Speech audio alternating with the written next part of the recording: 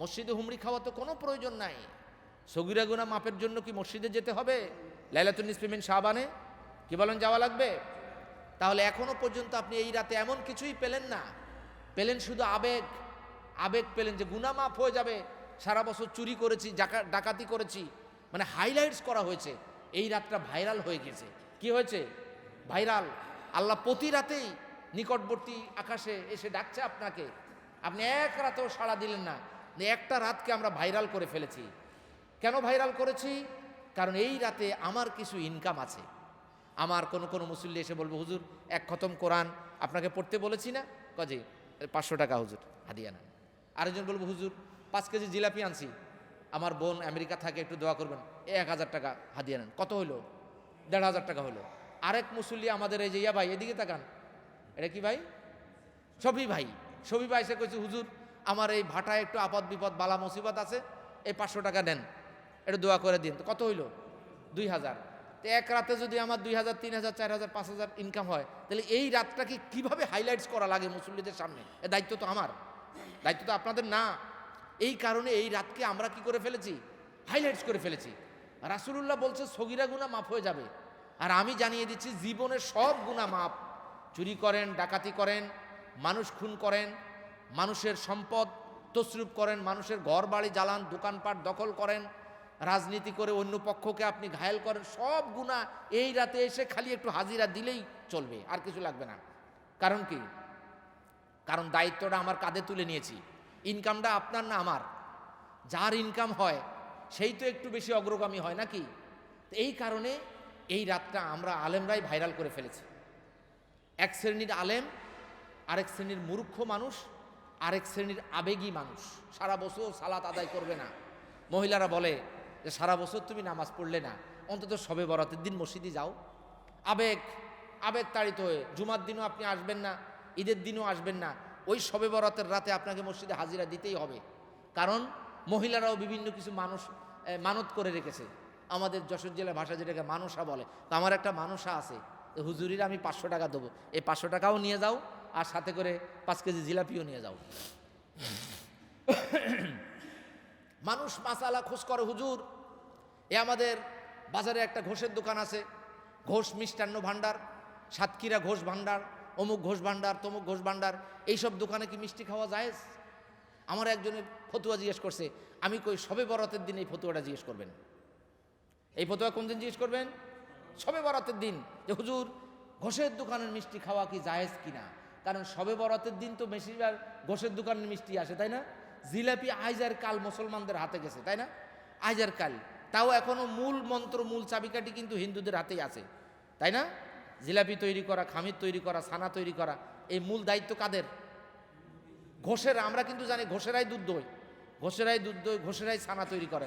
ইদানিং কালে যেমন মুসলিম নাপিত হয়েছে, মুসলিম আবার ঘোষ ভাণ্ডারও হয়েছে, তাই না? তা আমি ওনারে বলছি যে ভাই আপনি শবে বরাতের দিনে এসে আমার এই মাসালাটা জিজ্ঞেস করেন যে হুজুর ঘোষের দোকানের মিষ্টি জিলাপি খাওয়া জায়েজ কিনা। কারণ শবে বরাতের ম্যাক্সিমাম মিষ্টি কোন জায়গা থেকে আসে? কোন জায়গা থেকে? ঘোষের দোকান থেকে আসে। ওই দিন আর এই মাসালা কেউ জিজ্ঞেস করে না, কারণ ওই দিন মাসালা জিজ্ঞেস করলে তো মানুষ মিষ্টি খেতে পারবে না। ওই দিনই যদি মাসালা জিজ্ঞেস করে, শীতকালে যদি আপনি কম্বলের ওয়াজ করেন তাহলে আপনি তো কম্বল পাবেন না। তো ওই দিন আর এই মাসালা কেউ জিজ্ঞেস করে না, আগে পরে জিজ্ঞেস করে মানুষ। তাহলে বোঝা গেল এই রাতটাকে আমরা কামড়ে ধরেছি মূর্খ আলেমরা, মূর্খ এক শ্রেণীর মানুষ এবং আবেগী লোকজন। আপনি প্রতি রাতকে কামড়ে ধরবেন। এই রাতকে কামড়ে ধরার জন্য রাসূলুল্লাহ কোনো নির্দেশ দেন নাই যে এই রাতে এই ইবাদত করো। রাসূলুল্লাহ কবর জিয়ারত করেছেন, যে কোনো রাতে আপনি কবর জিয়ারত করতে পারেন। কবর জিয়ারতের হাদিসটি, এই রাতে কবর জিয়ারতের হাদিসটি দুর্বল। আপনি যদি সহিও মনে করেন, যদি করতেও চান, এককভাবে করবেন। কয়ভাবে? রাসূলুল্লাহ এককভাবে করেছেন, তার স্ত্রীকে ডাকেননি, আবু হুরায়রা রাদিয়াল্লাহু তাআলাকে ডাকেননি, কাউকে ডাকেননি, একা চলে গেছে। আর আপনি কি বলছেন? মসজিদে এসে বলছেন যে হুজুর আজ আমার বাবার কবর জিয়ারত করতে হবে। হুজুর মুসল্লিদেরকে দাওয়াত দিচ্ছেন, আসেন আমাদের শফি ভাইয়ের মল্লিক বাড়িতে গিয়ে আমরা একটু কবর জিয়ারত করে আসি। শফি ভাই বলছে আমার গাড়ি আছে, আর আমার ছেলেরা আরেকটা পিকআপ ভাড়া করে আনছে, আমরা 15-20 জন একসাথে গিয়ে কবর জিয়ারত করব। তো এই নিয়ম তো ইসলামে নাই। এই নিয়ম কি ইসলামে নাই? ইসলামে কবর জিয়ারত কি এককভাবে হবে। আপনার বাবার কবর আপনি জিয়ারত করবেন, মায়ের কবর আপনি জিয়ারত করবেন, মাঝে মাঝে যাবেন, সেখানে করবেন। কবরস্থানে বিভিন্ন জায়গায় গাছ পালন করা হয়, সবজি চাষ করা হয়। যেই জায়গায় কবর আছে ওই জায়গায় গাছ দেওয়া, গাছ লাগানো জায়েজ নাই। রাসূলুল্লাহ সাল্লাল্লাহু আলাইহি সাল্লাম ডাল পুঁতেছিলেন মরা পুরানো কবরস্থানে, কিন্তু পরবর্তীতে এই হুকুম রহিত হয়ে গেছে, অর্থাৎ রাসূলুল্লাহ আর নির্দেশ দেন নাই যে কবরস্থানে তোমরা এরকম ডাল পোতো। বাকি কবরস্থানে কোনো ডালপালা নাই। সৌদি আরবের কোনো কবরস্থানে আপনি এরকম গাছপালা ডালপালা পাবেন না যে তারা নিজেরা এভাবে পুঁতে রেখেছে। যেই স্থানে কবর দেওয়া হয়নি ওই স্থানে আপনি গাছ লাগাতে পারবেন, কিন্তু যেই এলাকায় কবর আছে ওই এলাকায় গাছ লাগানো, সবজি লাগানো এটা নিষেধ। কেন নিষেধ? ওই গাছের ডাল কাটতে আপনি সেখানে যাবেন, সেখানে গাছ কাটার জন্য যাবেন, গাছ যারা কাটবে তারা ওখানে বসে বসে গল্প করবে। কবরস্থানে একটা পবিত্রতা আছে, জুতা পায়ে দিয়ে নামাজ পড়া যায়, কিন্তু হাদিসে আসছে জুতো পায়ে দিয়ে তোমরা কবরস্থানে ঢুকো না। সুবহানাল্লাহ বলেন। তাহলে জুতো পায়ে দিয়ে কবরস্থানে যাওয়া যাবে না।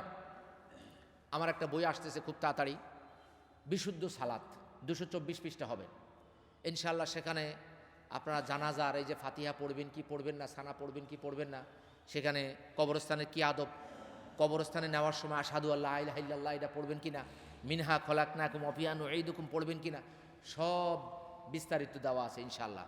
এই রমাদানেই বের হচ্ছে, সকলে বলি আমিন। তাহলে আমরা এই রাতে কোনো আমল পেলাম না। আগের রাতে কিয়াম, পরের রাতে সিয়াম, পরের দিন সিয়াম, জয়ীব জিদ্দান। এই হাদিস জয়ীব জিদ্দান, খুবই দুর্বল, এটা গ্রহণযোগ্য না। বরং 13, 14, 15 ইয়াউমুল বীজ এবং সহিহ বুখারী 969 নম্বর হাদিস, রাসূলুল্লাহ সাল্লাল্লাহু আলাইহি ওয়াসাল্লাম শাবান মাসে সবচাইতে বেশি সিয়াম রাখতেন। সুবহানাল্লাহ বলেন। বেশি সিয়াম রাখা যাবে না? একটা রাখলেন তো একদিনের একটা সিয়াম রাখলেন, আর আপনি রাখবেন কয়টা? বেশি বেশি করে সিয়াম রাখবেন এই রাতে, এই মাসে। এবার আসেন, এই মাস কি ভাগ্য রজনী? এই রাত লাইলাতুন নিসফি মিন শাবান কি ভাগ্য রজনী? না, এখানে কোনো ভাগ্য রজনী এই মাস নাই। ভাগ্যের কিছুই এই রাতের সাথে জড়িত নাই। সব রাতে যেই ভাগ্য এই রাতেও সেই ভাগ্য। ভাগ্য রজনী হচ্ছে লাইলাতুল কদর। ভাগ্য রজনী কি? লাইলাতুল কদর। কদরেরই আগে আরেক রাত, আরেক নাম হচ্ছে শবে বরাত। বরাতের রাত, ভাগ্যের রাত। ওই যে বলা হয় সিন্নি ফিন্নি বাটিয়া চলিছে, আমাদের দেশের কবিরা গান লিখেছে, আবার এলো শবে বরাত, অনেকে গজল গায়, তাতে মানুষ পাগল হয়ে যায়। আসলে এই রাত কি রাত না? ভাগ্যের রাত না। ভাগ্যের রাত কোনটা? লাইলাতুল কদর হচ্ছে ভাগ্যের রাত।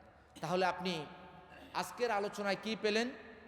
এই রাত সম্পর্কে সহিহ হাদিস আসছে আল্লাহ ক্ষমা করবেন, কিন্তু সেটা সগীরা গুনাহ, কবিরা গুনাহ না। হুমড়ি খেয়ে পড়ার কিছু নাই।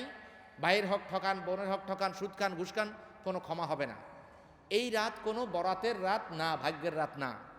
এই রাত সম্পর্কে কোনো কোরআনের আয়াত নাজিল হয়নি। এই রাতের নাম শবে বরাত না। শবে বরাত হচ্ছে লাইলাতুল কদরের আরেক নাম। এই রাতের একটি নাম হাদিসে এসেছে, সেই নামটা কি? লাইলাতুন নিসফি মিন শাবান অথবা নিসফে শাবান। এই রাতে নবী সাল্লাল্লাহু আলাইহি ওয়াসাল্লাম কাউকে জাগতে বলেননি, তিনি জেগেছেন এমন কোনো প্রমাণ পাওয়া যায় না। অতএব এই রাতে আলাদা কোনো আমল নাই। প্রতি রাতে যে আমল করেন এই রাতেও আপনি সে আমল করবেন। আমি আপনাদেরকে বলবো না যে এই রাতে আপনি ঘুমান, এই কথা বলবো না, কারণ 360 দিনই 60 রাতে আল্লাহ ডেকে থাকেন। সেটার ভিতরে লাইলাতুন নিসফি মিন শাবান আছে কিনা? ইউটিউবে অনেকে দেখবেন বলে যে আপনি এই রাতে ঘুমায় থাকেন। কেন আপনি ঘুমাবেন?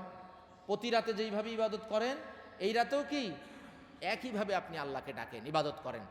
এই রাতকে আপনি হেলায় ফেলবেন না। অন্যান্য রাতের মতো এই রাতেও আপনি আল্লাহকে ডাকেন। বুঝে আসছে?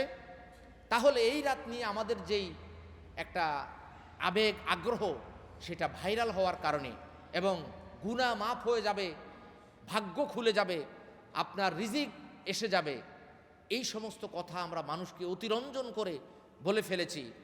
লাইলাতুল কদরের ফজিলতগুলো আমরা এই লাইলাতুন নিসফি মিন শাবানে বর্ণনা করেছি। এজন্য মানুষ এই রাত নিয়ে পাগল হয়ে যাচ্ছে। বাংলাদেশে এখন শবে বরাত আসলে, অর্থাৎ লাইলাতুন নিসফি মিন শাবান আসলে হাজার হাজার গরু বা লক্ষ লক্ষ গরু জবাই হচ্ছে, ঠিক কিনা বলেন? হাজার হাজার লক্ষ লক্ষ হালুয়া রুটি তৈরি হচ্ছে। হালুয়া রুটির সাথে কোনো রাতের সম্পর্ক থাকতে পারে না। সবাই বলেন হালুয়া রুটির সাথে কোনো রাতের সম্পর্ক থাকতে পারে না। রাতের সাথে সম্পর্ক থাকবে ইবাদতের।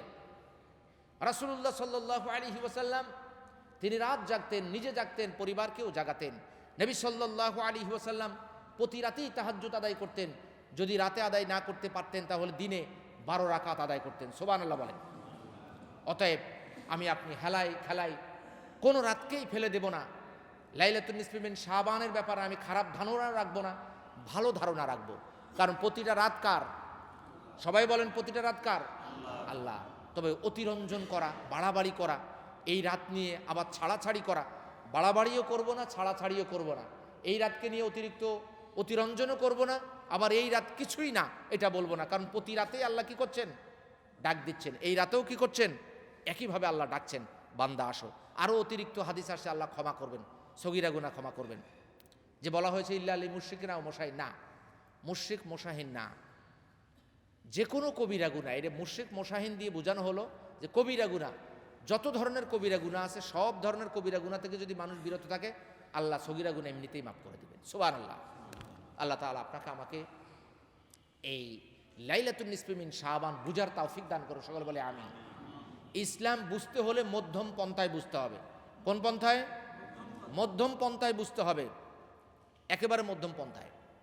অনেকে আমাকে প্রশ্ন করেছেন, ফোন দিয়েছেন যে হুজুর কাকে ভোট দিব, ভোট দেওয়া যাবে কিনা। ইনশাল্লাহ আগামী সপ্তাহে কি ভোটের ইয়ে থাকবে না, তারিখ থাকবে না, এই বিষয়ে আলোচনা করবো আল্লাহ যদি তৌফিক দান করে। আপনাদেরকে একটা দোয়া শিখিয়েছিলাম, বলেন তো দোয়াটা আপনাদের মনে আছে? আউযু বিল্লাহি বিকালিমাতিল্লাহি